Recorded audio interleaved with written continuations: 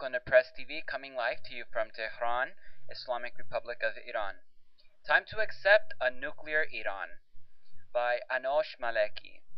President George W. Bush, backed by a well-known neocon crew as well as the gang in Tel Aviv, did all he could to formulate his war-loving foreign policy to force his successor manage a third military conflict in the Middle East. Iran has been on the White House agenda for many years.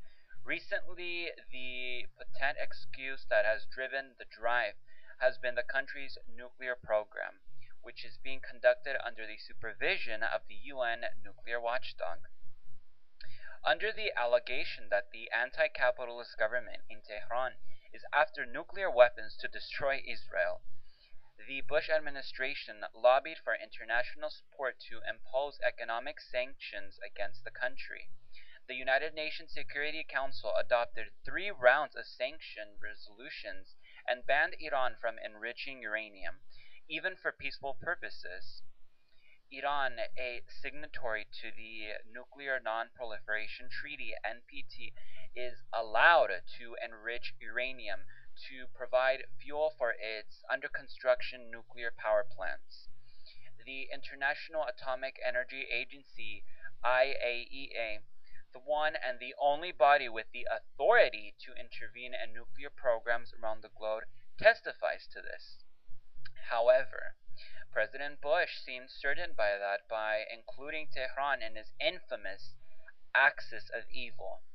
The world would follow suit and consider the Iranians hell-bent on acquiring a bomb and starting a nuclear war. The assertion, nevertheless, became the crying need for beating the drums of war against Iran. His major inadvertent economy blunder, however, undercut his years-long attempts.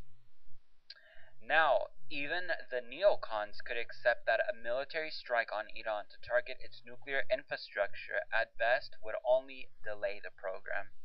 The swift, massive retaliation that Iran's army and the Islamic Revolution Guards Corps (IRGC) have promised aside, the oil price and skyrocket to more than $200 a barrel in a matter of hours, demolishing recuperative efforts to mend the economy. As Richard N. Haas, president of Council on Foreign Relations, argues in an opinion piece titled "A Different Regime Change in Iran." The truth is that the price for such course of action is too high. President Obama, meanwhile, has toned down the rhetoric since taking office and adopted a softer language, offering a glimmer of hope for direct diplomacy with Tehran. The two states have not had any diplomatic relations since the U.S. Embassy takeover in Tehran in 1980. Ironically, the nuclear issue has brought the two governments closer to each other.